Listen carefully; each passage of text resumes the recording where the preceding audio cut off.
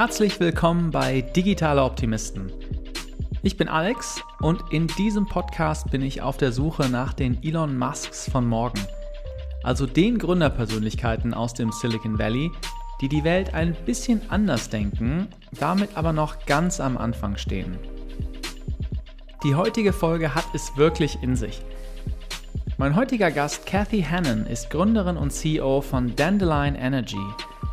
Dandelion ist eine Ausgründung aus Googles sogenannter Moonshot Factory, genannt Google X, wo ausschließlich ganz große Ideen entwickelt werden. Cathys revolutionäre Idee spielt auf dem Markt für Heizsysteme. Mit Heizung kannte ich mich vor dem Gespräch ehrlich gesagt überhaupt nicht aus, aber eigentlich ist es gar nicht so schwierig. Die meisten Leute heizen nämlich entweder mit Gas, Öl, Pellets oder Erdwärme.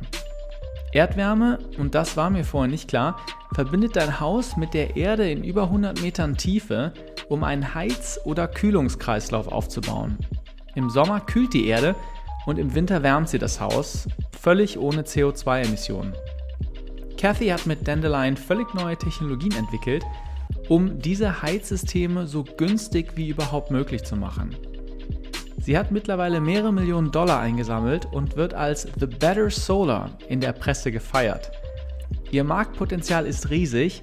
Laut eigener Aussage würde sie 500 Millionen Dollar Umsatz machen, wenn sie nur 0,7% des Marktes im Nordosten der USA erobern würde.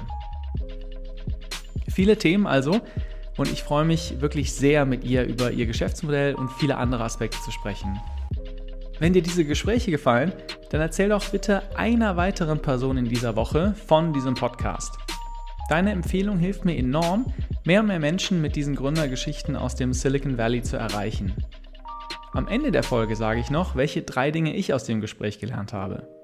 Und die nächste reguläre Folge von Digitale Optimisten kommt wie gewohnt in 2 Wochen. Los geht's also mit der Zukunft des Heizens und Cathy Hannon von Dandelion Energy. Cathy, welcome to the show. Thank you. It's good to be here. MIT Technology Review named you in their 35 Innovators Under 35. You've been featured in Forbes and many other magazines. Was there ever a moment, and when was that moment, when you thought, wow, I'm actually a pretty successful entrepreneur? Well, I would say that there are 2 realities. It's on the one hand, I see how far we've come. Like the strength of Dandelion today is so much more than it was when we started it less than 3 years ago. And it's more likely than ever that we will be successful in at least dramatically raising the profile of renewable heating and cooling, which is certainly one of our core goals behind the company. But at the same time, we have so far to go. And the mission of Dandelion is to start just a complete shift in how we heat and cool our homes and buildings away from fossil fuels to renewable heating and cooling. We've converted hundreds of homeowners, but there are hundreds of millions of buildings left to convert. So, in some ways it feels like we've barely scratched the surface, and the company is still at a fairly early stage. We've raised our Series A round, but to really feel like the company has been successful, I think I want to make sure it's an enduring company that can make more of a dent in emissions from buildings. So we're at the very opening chapter, I would say. So humble, Cathy, yet so ambitious. I love it. That sounds great. So you say that those pieces in the press, they don't really mean that much to you.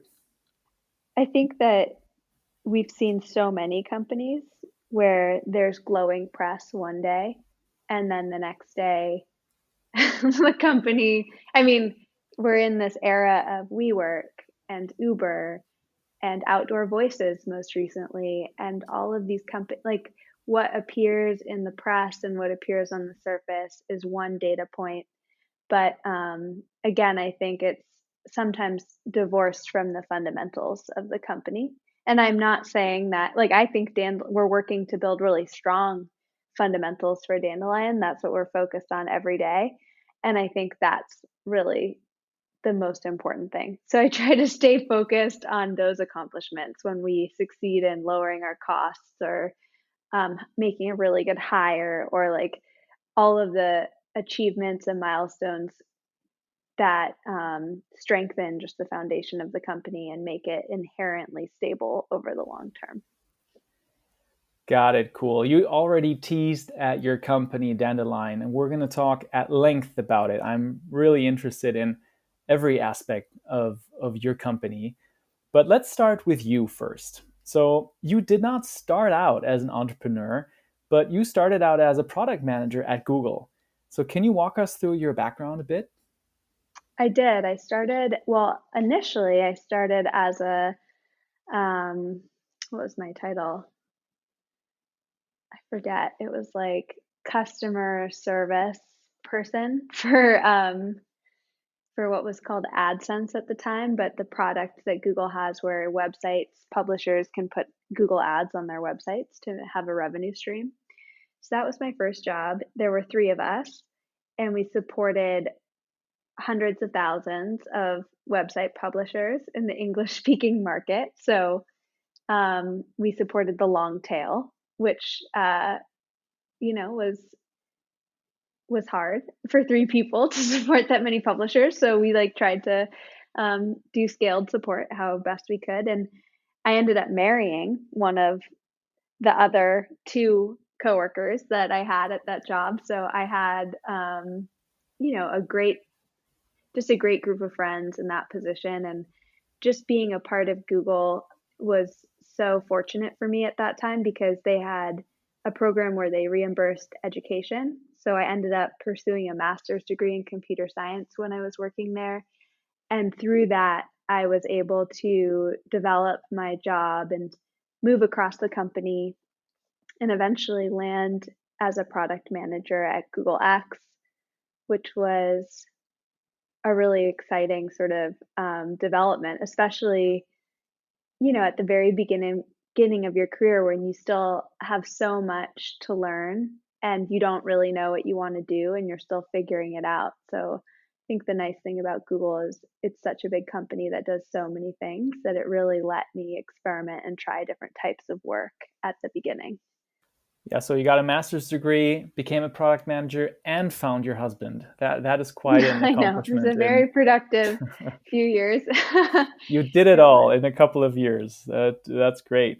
But I think you also spent quite a bit of time in a project called Foghorn, where I think the goal was to turn seawater into liquid fuel. First off, what a truly moonshotty kind of idea, right? Turning seawater into liquid fuel. In the end, it didn't really work out when after I read some articles. What did you learn as a leader from this experience?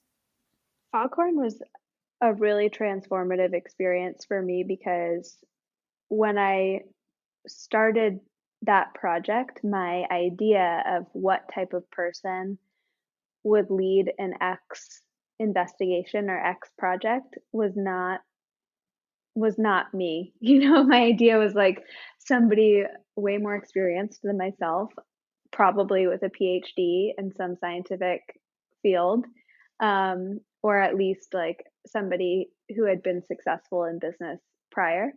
And I was none of those things. And so the year plus of running the Foghorn project, I was managing um, really accomplished scientists with PhDs who knew way more than I did about electrochemistry and turning seawater into fuel. And that was a transition that was a difficult transition for me. And I think like the common term for this is imposter syndrome, um, but I would say it's almost like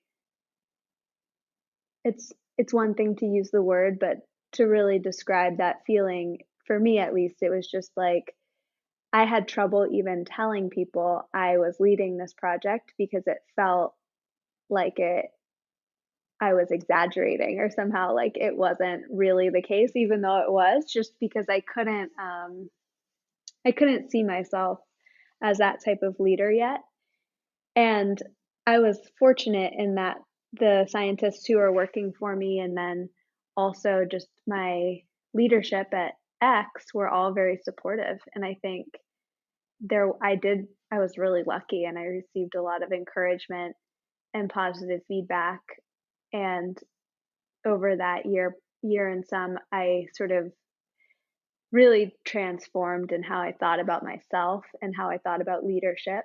And it didn't matter that I wasn't the most scientifically accomplished person on the team or I wasn't the subject matter expert because that wasn't my role. That's what I had these other brilliant scientists for. And I sort of started to see myself more as somebody who was able to get projects started, able to attract support for them, able to support my team and put the right resources in place and the right clarity in place for us to accomplish goals. And I do think that that set me on a track that made Dandelion possible. Whereas I do not know that I would have been able to start a company before Foghorn, not because anything, you know, not because I lacked the skill or lacked the wherewithal, just because I wouldn't have seen myself as the type of person to do that.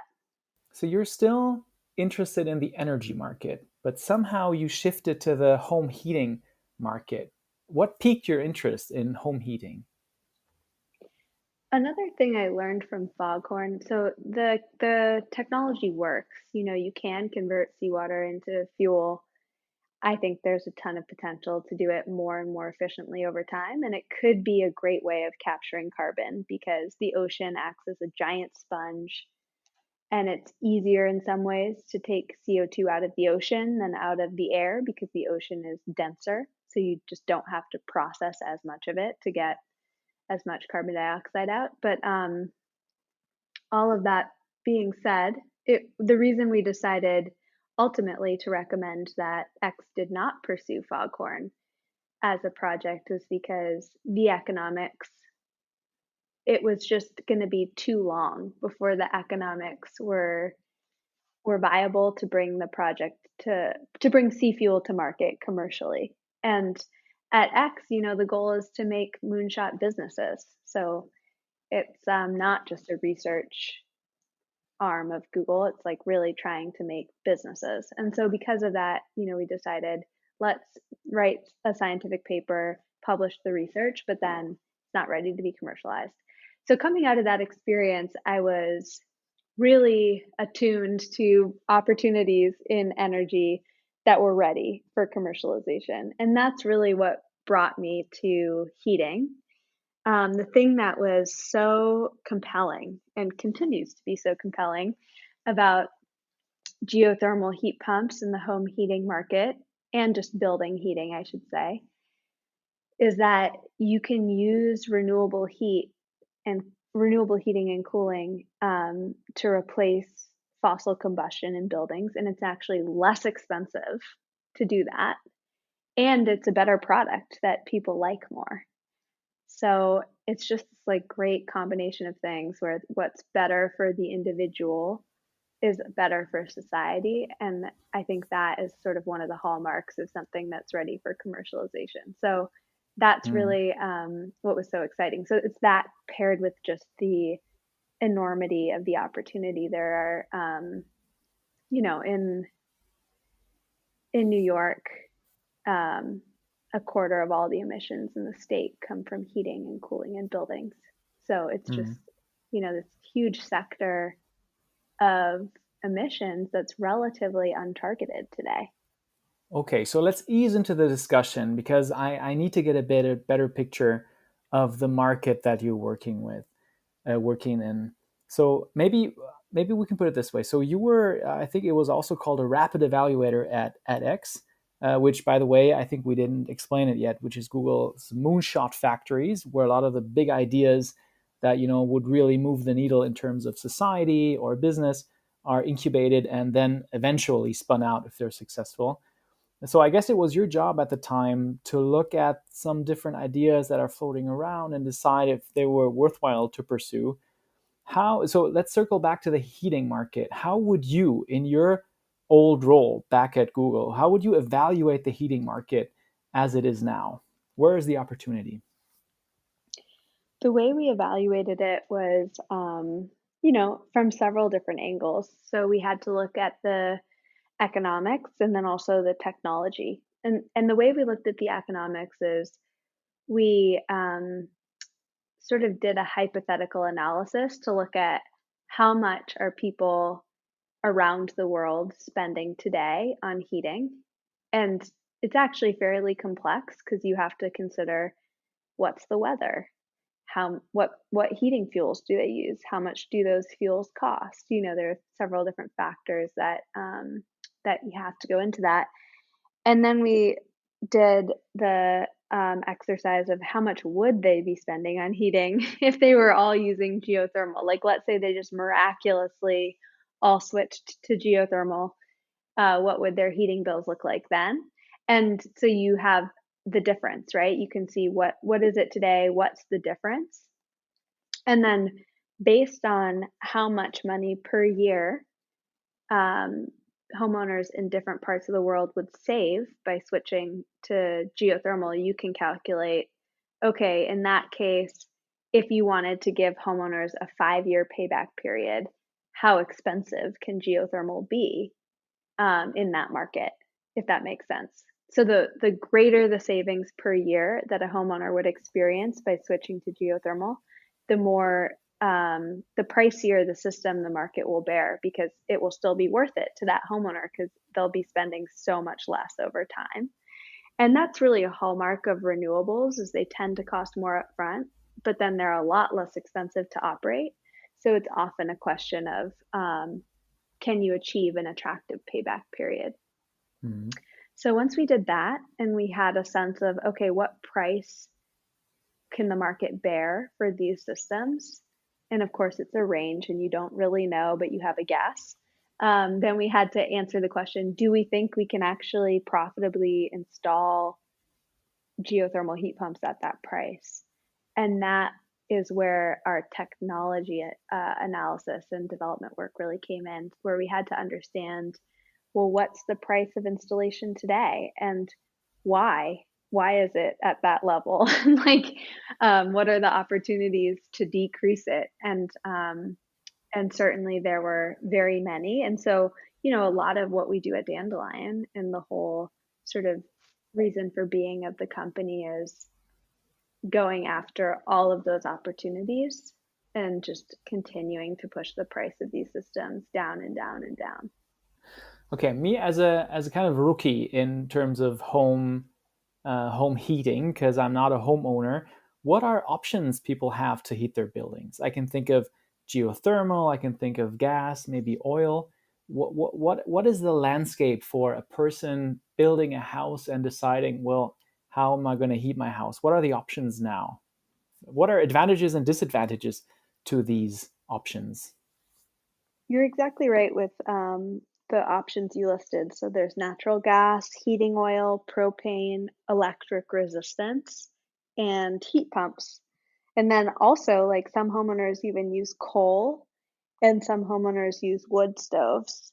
And you would think that those would be less popular, which is true. They are less popular, but still very popular. Like, I think I remember about 40% of schools in Vermont use wood to heat the school. So that is still happening today. And they all have their inherent advantages and disadvantages. So I think probably the favored method is natural gas, because right now in the US, natural gas is very, very cheap. But only some homeowners live on the natural gas network. So if you're lucky to build a home or purchase a home that has access to natural gas, that's probably what you'll use for heating, just because it is so inexpensive. But if you don't live on a natural gas line, you're out of luck. You can't use natural gas. And so if you're that type of homeowner in a place like New York, for example, you probably use fuel oil, which is kind of another name for diesel fuel, to heat your home. And what that looks like is there's a truck that just like goes around and delivers oil to a giant oil tank you'll have in your basement. And you just pay thousands of dollars to fill up that giant tank of oil in your basement. And then you burn that oil for heat. And it's very, it's not a loved product to say the least, because, let's say it snows a lot. Maybe that oil truck can't even get to your house to put the oil in. So hopefully you have enough. Or let's say there's a cold snap and everyone wants oil at the same time. Well, then you might not have enough oil, right? You just have to wait your turn. Or, if there's like price shocks in the oil markets and there's a lot of volatility, you don't really have a lot of way of knowing how much you're going to be paying for heat. And that can be really financially stressful because it's such a huge cost for these homeowners, not to mention just the fact it's kind of gross to be combusting oil in your basement. And there are spills and there's like, air quality issues and stuff like that. So millions of homeowners use oil. That's really the demographic we're going after first at Dandelion, because they tend to have very high interest in switching and not needing to use oil anymore. Cool. Okay, so that makes it clear. So just for listeners not too sure what geothermal is, I'll put it in very basic terms, and you correct me where I'm going wrong. So the way I understand geothermal heating is basically digging a big or a hole into the floor beneath your house and tapping into the warmth of the earth in, I think, I don't know how deep you have to go, but and using a system to actually get that heat up into the house in the winter, and using it as a cooling factor in the summer when the surroundings are actually warmer than the earth. Is that correct? Yeah, that's a pretty good description. So we, as you said, we drill a 4 to 6 inch hole in the homeowner's yard, and that hole tends to be 300 to 500 feet deep. So it's not very wide, but it's fairly deep. And then we just install what's called a ground loop, which is just a plastic pipe that circulates water. We put that in the hole and then fill the hole with grout, which is kind of like cement. It connects the pipe to the outer wall of the hole to establish a thermal connection, so heat can transfer from the loop to the earth. And so that water just circulates and collects heat from the earth, or rejects heat into the earth if you're using the system for air conditioning in the summer. And it connects into the house to your heat pump, which is usually located wherever the furnace used to be. So it's usually in the basement in New York. And what geothermal energy is, from our perspective, using geothermal heating energy, is the sun is just shining every day on the earth. A lot of that heat from the sun is getting absorbed into the earth, and it kind of just hangs out there year round. So the earth tends to maintain a very constant temperature, about 50 degrees Fahrenheit or so across the year. And so all we're doing is we're collecting that heat in the winter and boosting it so that you can heat your home to whatever temperature you want. And then in the summer, we're rejecting heat from the home into the earth, which is also easy because it's easy to move heat from a hot place to a cooler place. So moving heat from a 75-degree house to the 50-degree earth in the summer is very easy, which translates to very efficient and cost effective. So I want to reiterate, you drill a 4 to 6 inch hole into the floor. So that's basically, that's incredible. I mean, I was thinking about having Into to the use yard. Into the into yard. So the into we the usually don't drill into the floor. Though people have, like there is sometimes a use case for that if like a big building wants to install geothermal loops under the building and it already exists. So it's happened, but for us at Dandelion today, we typically just put the loops on under the yard. Wow, but that's incredible. 4 to 6 inches, that is nothing. So I think one of your key selling points is sustainability. Also, the way that you positioned Dandelion is there's always this carbon emission reducing aspect to geothermal heating. So is geothermal now what solar was 10 or 20 years ago? I think so. I mean, that's really the best analog. I think that and electric vehicles. Uh, Maybe electric vehicles is even more similar because, like with geothermal heat pumps, electric vehicles are converting a combustion engine to electricity, which is exactly what we're doing.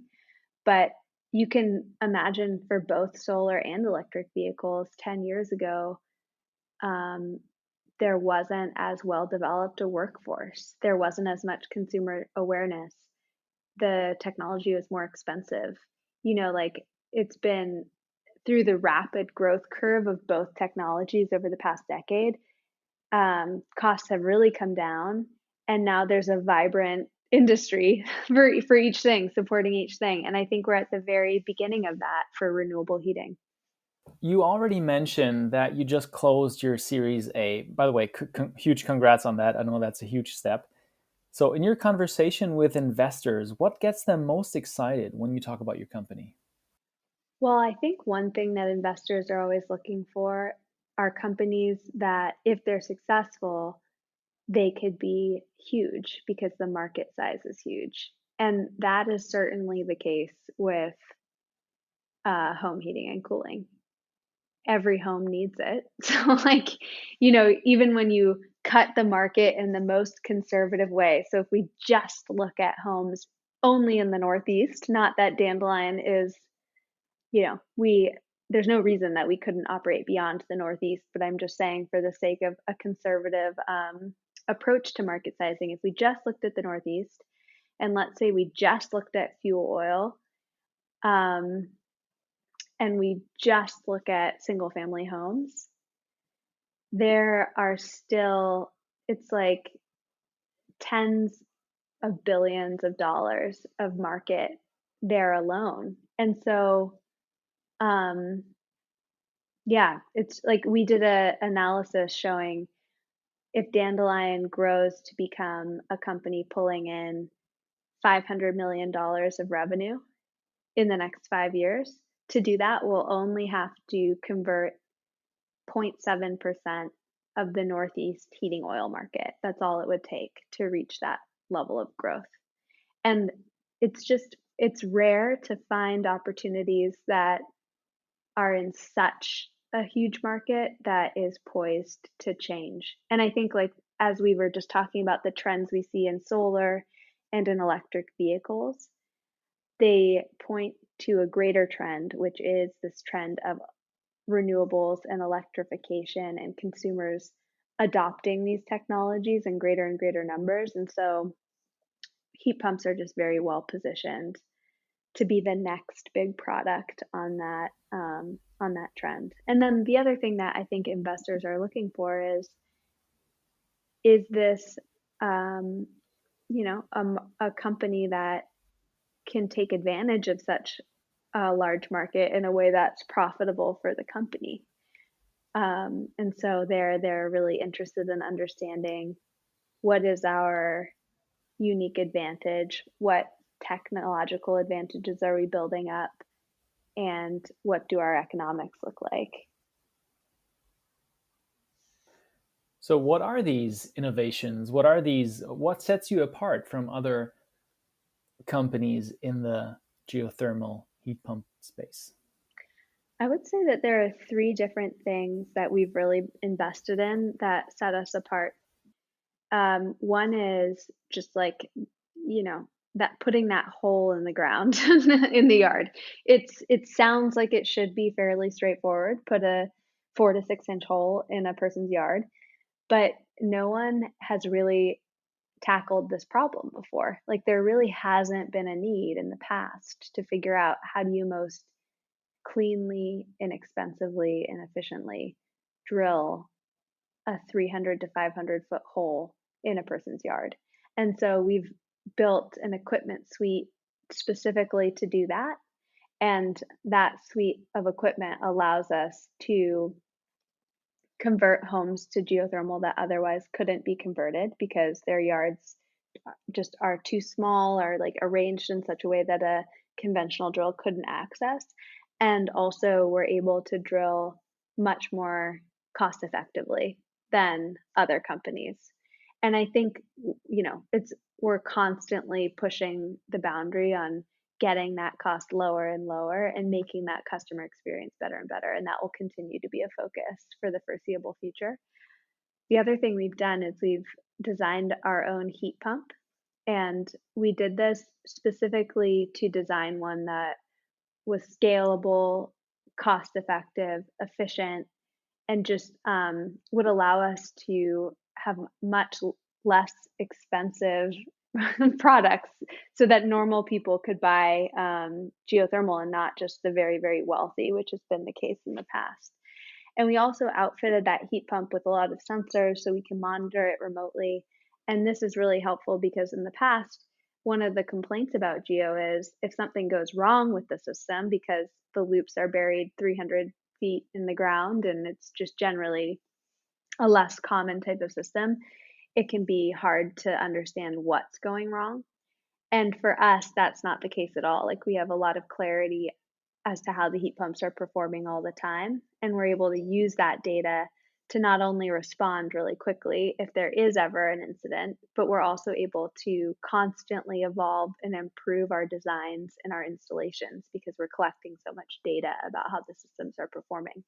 Which brings me to the last place where we've really been investing, and that's in the software and tools that are needed to design these systems really quickly and automatically.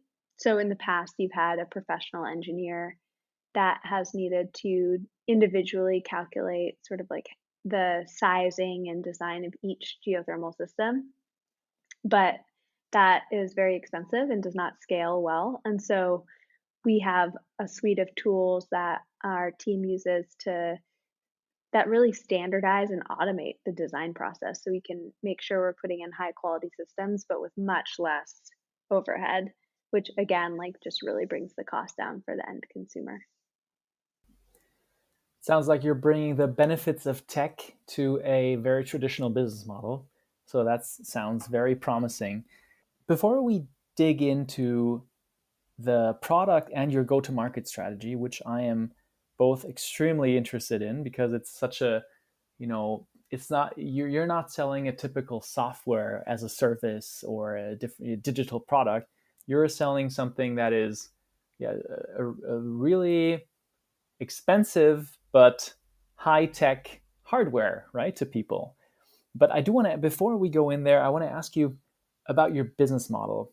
So I read online that it's about, and I hope I got this right, like $40,000 upfront to invest a Dandelion geothermal heat pump, and then the savings work out quite nicely for the people who buy these heat pumps because it gets a lot less expensive. But is there also, where do you make money? Only when you install the pump, or is there also a recurring revenue model somewhere in there? So I guess first I'll just clarify, you're right that our list price on our systems is around 40K, but that's before any incentives. So homeowners are fortunate in that both the federal government and state governments provide incentives to get these systems installed. So once you calculate all the tax credits and rebates that the homeowner is eligible for, the cost of the system is actually about 20,000. So it really is a significant help to the homeowner that all those programs that are out there. Yeah. That's And crazy. then the 50%. other thing I'd say is half of our homeowners, I mean, even 20,000 is a lot of money, especially, for a typical homeowner. And so a lot of our homeowners decide to finance the system. And this is similar to what you see in solar. A homeowner can pay nothing up front and then pay a monthly payment. And that monthly payment is less than what they would have been paying for oil. And so they're able to pay nothing up front, but save money right away, which makes it a very attractive financial proposition. And that's why that option is so popular. And we see a lot of uptake. But to your question, yeah, so today we just, our business model is we make money when we sell a system so that we don't have a recurring revenue model today.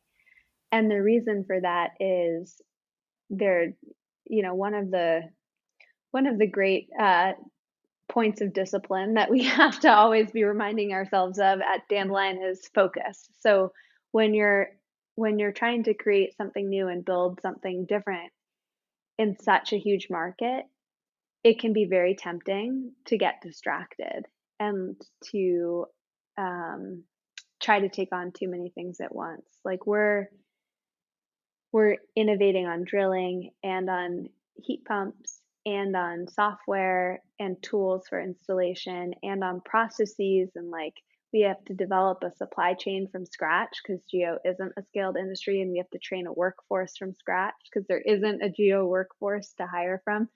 And so we've really made this strategic decision to focus on getting to a great baseline with some of those problems, and then we'll expand beyond them and tackle the problems of, well, is this simple business model the right one? Or are there actually more interesting business models we should be considering? And right now we're only selling in New York, but obviously there's gigantic opportunity outside of New York. So we want to start expanding geographically as well. And so one thing that we think about a lot at the company is just what is the order of problems to tackle to, again, just ensure we're constantly adding to the strength of Dandelion's foundation and always making its business fundamentals better and better over time.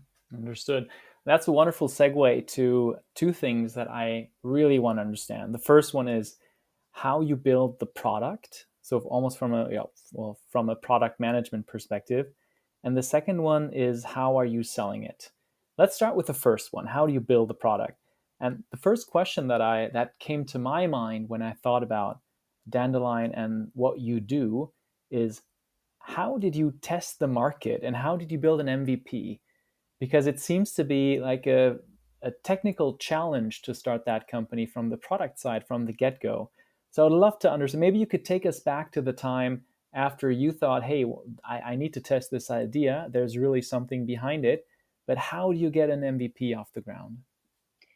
It was a challenge to think about what is an MVP when you're speaking of a product like this one. And one of the really first barriers we had to overcome was skepticism, investor skepticism on would people even want this product?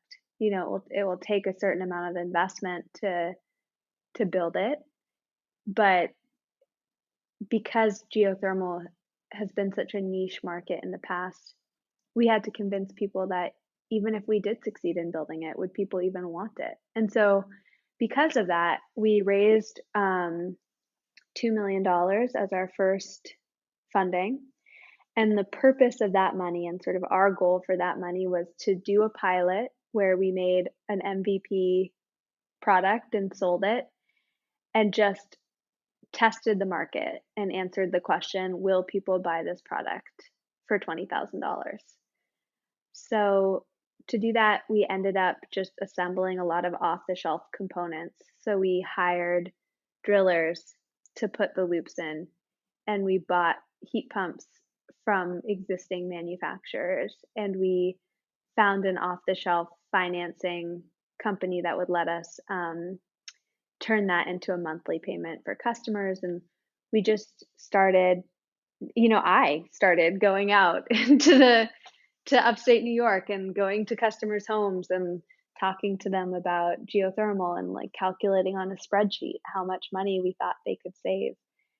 And believe it or not, it's still sometimes kind of hard to believe, even though I and our whole team really that was based in New York at that time, we didn't have a lot of experience selling HVAC systems, as you could imagine. And, it was just pieced together, but there was still such a overwhelming demand from homeowners because, again, I think a lot of homeowners really dislike using fuel oil and are really excited for other options.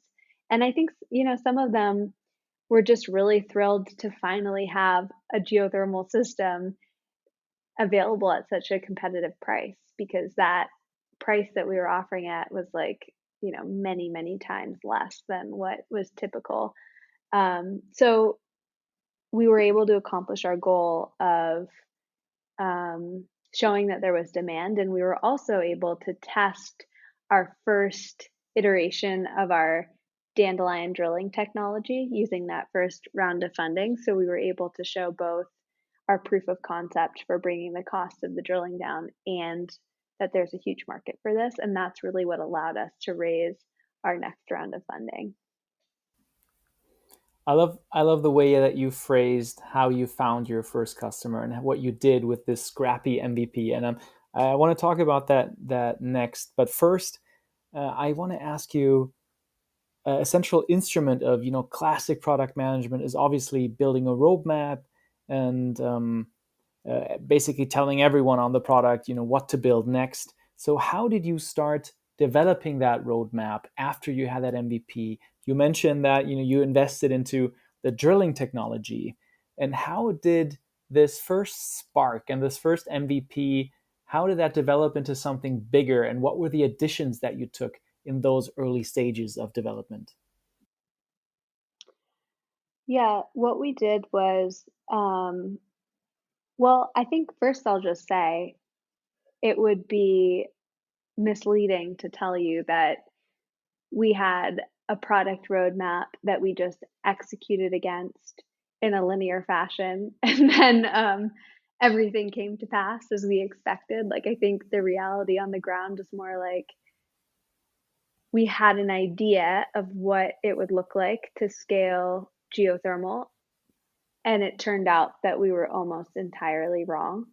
And so the story of this company is like a series of testing and quickly changing.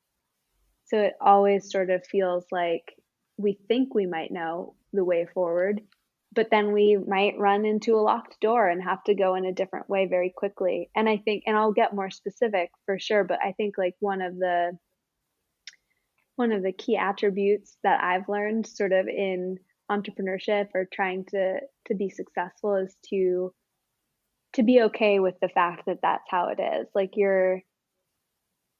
um there are times when it makes sense to be stubborn. Like, I think the most important time is just not to give up on the goal overall, right? Like, we're never going to give up on trying to make geothermal ever less expensive and more convenient for homeowners to get.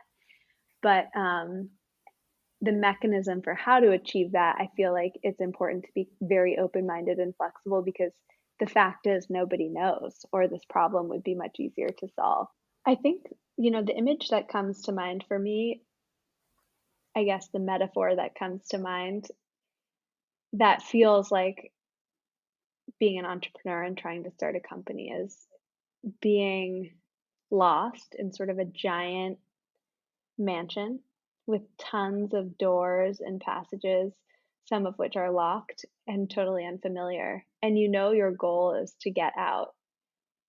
And so you're just frantically running around trying every possible way to get out of that mansion.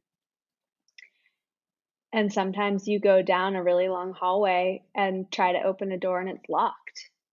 And then you just have to be willing to turn around and try something else. And just, even when it feels like it's been years and everything you've tried has been blocked, if you keep working at it, eventually you'll find your way out. And that's sort of like the faith and persistence and drive and,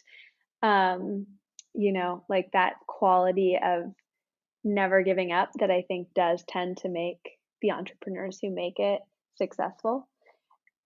For us, one of the sort of long corridors that we had to explore and then quickly back away from was this idea that we would be a technology company that subcontracted our technology to installers who would then install our heat pumps and use our software tools.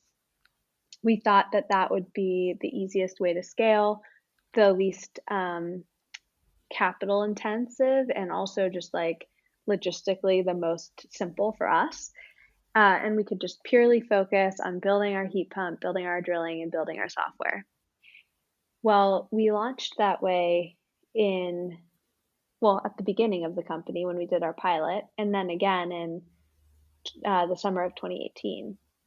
And it became like very, very quickly clear that it wasn't going to work. And as much as we didn't want to admit it to ourselves, because it's very difficult to learn when you're installing through another business or another series of businesses.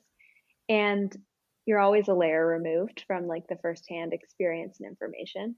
And the other thing is these subcontractors, they had other incentives. They were not as concerned about the success of Dandelion as Dandelion was concerned about the success of Dandelion. And so, that could lead to a worse customer experience, longer wait times, certainly a lot less control in every sense. And we also just realized, I guess, like geothermal, it's at the very beginning. It's at this nascent state where there's still no infrastructure to support the industry. And so what I mean by that is there's not a large workforce of people who know how to install these systems. There's no tools to really help automate the installation and make it much faster and more accurate. There's no supply chain developed.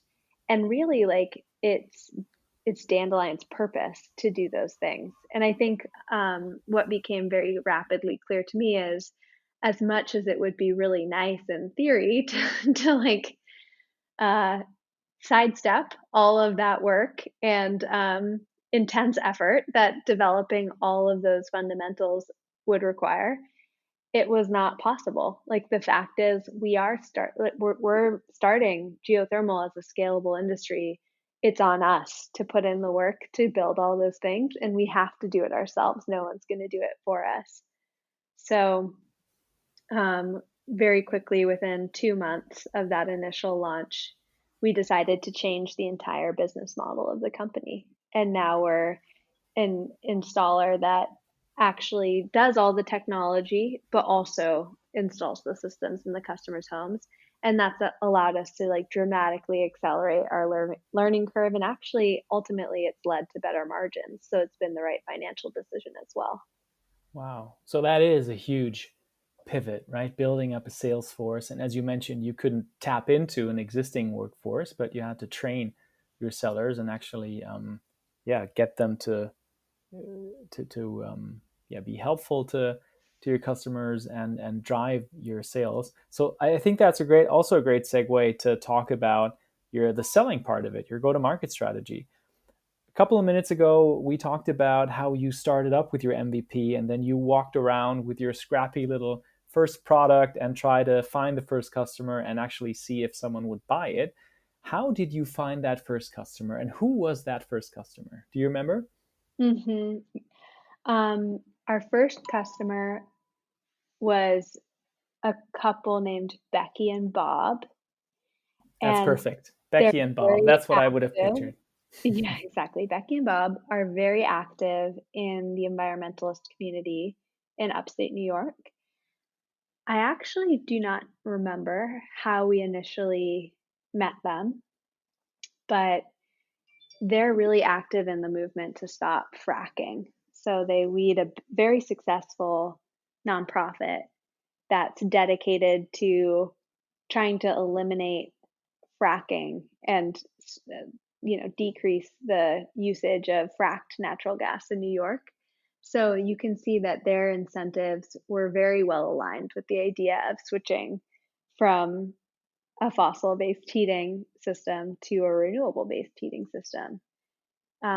So we put the system in their house, and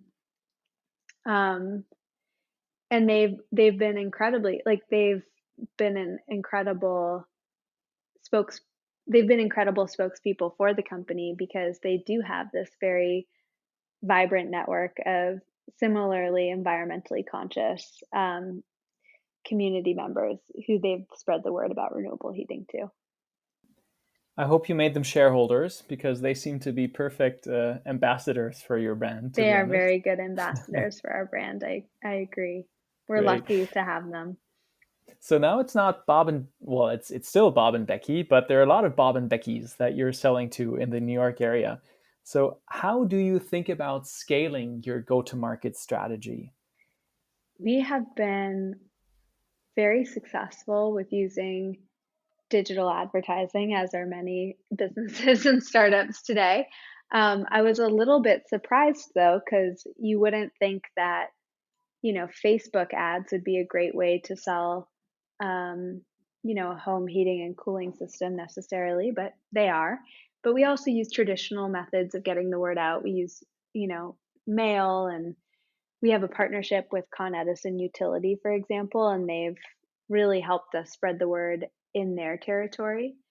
Um, and then, of course, referrals is our favorite way of getting new customers because it's just such a good reflection of how satisfied and excited our customers are about their new systems.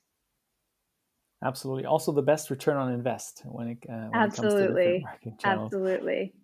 Are there any issues to scale? So, are there any blockers? Could you also internationalize and go to Europe or Mexico or Canada? Or are there any regulations that might hold you back?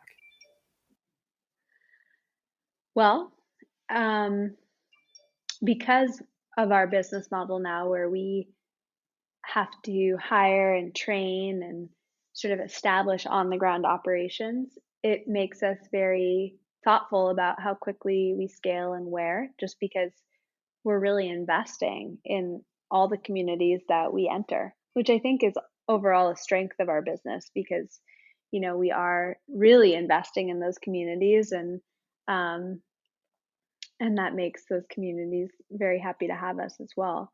But I would say the main factors we consider when we're thinking about scaling are where will the economics of this product work the best? So a country like Canada would be a great place to go because it's close to our existing service territory in New York, and it's cold and people pay a lot for heating. Whereas I think, if you go to a more mild or more temperate part of the world, your need for heating and cooling in general is less. And so, similarly, your need for geothermal is less. So, I think we have a ways to go expanding just domestically in the United States before we consider international. But yeah, we're always thinking about where are the conditions best, as in where do people need this product the most, and where will it be logistically easiest for us to manage the business as we expand. Makes total sense. I think the key thing here is because you have a workforce that you have to employ everywhere where you are. That obviously makes you think very hard of what the best pockets of growth are and most profitable areas Right. for you. That makes a lot of sense. And I guess you're always when you try to get new customers, you're always pitching the geothermal way of heating your home rather than so let me put it differently. So you're trying to upsell the person that is on gas or oil to geothermal, and you're not trying to you're not up against any competitors and trying to have the better geothermal solution. That's right. That's right Yeah. today. Um, I would say one thing that I'm proud of Dandelion is a lot of startups embrace a business model that involves third-party contractors who don't have any benefits, and, the gig worker sort of style that's been in the news a lot lately. And we aren't doing that. Like, our every person that works for our company gets benefits, has, you know, a full-time job, gets overtime, gets benefit. It's just like it's a much it makes it very critical for us to always be extremely disciplined and focused on our cost structure as a business. But I think it leads to a fundamentally stronger business because we're not pretending that labor is less expensive than it is. And we're also treating our employees well. So we have really high retention. And I think, we're sort of building a company that's good for our employees and also financially stable. So I am proud that our business model has gone in that direction in the end, because I do think it's the type of business that I'm proud to, be a part of growing. Hi, hier ist wieder Alex und hier sind die 3 Sachen, die ich aus dem Gespräch gelernt habe. Erstens, das sogenannte Imposter-Syndrom ist real. Falls du das nicht kennst, es ist diese kleine Stimme in deinem Hinterkopf, die dir manchmal sagt, dass du das alles gar nicht kannst, was du da machen sollst. Kathy führt eine sehr schnell wachsende Firma und hat davor auch schon sehr viel Verantwortung bei Google bekommen, wo sie Meerwasser in Treibstoff verwandeln wollte. Trotzdem sagt sie, dass es ihr extrem unangenehm war, Leuten überhaupt davon zu erzählen, was sie da macht, weil sie gedacht hat, keiner würde ihr überhaupt glauben. Interessant finde ich auch, was sie dazu bewogen hat, doch weiterzumachen, nämlich viel positives Feedback. Zweitens, hör niemals auf zu lernen. Das ist ein Rat, der sich durch fast alle meine Gespräche zieht und für mich persönlich sind diese Gespräche, die ich hier in dem Podcast führe, auch immer wieder eine enorme Quelle des Lernens. Kathy hat es auch ganz konkret umgesetzt, als sie innerhalb von ganz kurzer Zeit ihr Businessmodell geändert hat. Sie wollte nämlich erst die Installation der Wärmepumpen an Drittfirmen outsourcen, bevor sie feststellte, dass sie damit jeglichen Kundenkontakt verlieren würde. Das hat sie schnell korrigiert, denn diese direkten Kundenerfahrungen sind zentral für ihr Business. Drittens, gehe keine Kompromisse beim Ziel ein, aber sei flexibel hinsichtlich des Weges, diese Ziele zu erreichen. Eigentlich ist jedes Unternehmen eine Wette auf die Zukunft und niemand weiß, ob die aufgeht. Deshalb ist es so wichtig, eine klare Vision zu haben, aber immer wieder Neues auszuprobieren, um dahin zu kommen. So, das war's für heute. Wenn dir dieser Podcast gefällt, dann freue ich mich sehr über deine Bewertung auf Apple Podcasts. Die Rapid Fire Questions veröffentliche ich in der Folge nächste Woche und die nächste reguläre Folge kommt dann wie gewohnt am Montag in 2 Wochen. Vielen Dank fürs Zuhören und bis zum nächsten Mal.